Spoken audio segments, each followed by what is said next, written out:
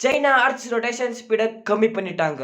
China அவங்களோட யங்சை river அப்படின்ற ஒரு ரிவர்ல பெரிய டேமை கட்டிட்டாங்க. இது உலகத்திலேயே ஒன் ஆஃப் த லார்ஜஸ்ட் டேமா இருக்குது. இதோட பேரு 3 கார்ஜியஸ் டேம்.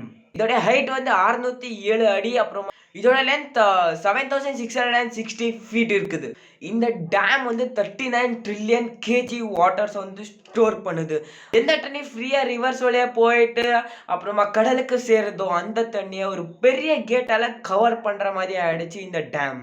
இன்னும் சிம்பிளா சொல்லணும்னா ஒரு பெரிய டப்ல ஃபுல்லா வாட்டர் நிரப்பிட்டு அர்த்துக்கு மேல வச்சா எப்படி இருக்குமோ அப்படிதான். இதை இன்னும் ஈஸியா எக்ஸ்பிளைன் பண்ணணும்னா எங்க ஆள் அவருடைய கையில வந்து 2 சுத்தியை வச்சுட்டு இருக்காங்க. எப்படி அவரை அந்த சுத்தியை வந்து அவங்களுடைய பாடியில இருந்து விரிச்சு வைக்கிறாங்களோ அப்போ வந்து அவங்க வந்து ஸ்லோவா சுத்துறாங்க. அதே எப்படி அவங்க பாடிக்கு க்ளோஸா கொண்டு வராங்களோ அவங்க வந்து ஸ்பீடா ரொட்டேட் ஆக ஆரம்பிச்சிடுறாங்க. பாடியில இருந்து மாச கொஞ்சம் அவைய எடுத்துன்னு போகும்போது அந்த ஸ்பீட் ரொட்டேஷன் இருக்கிறது டிக்ரீஸ் ஆயிடும்.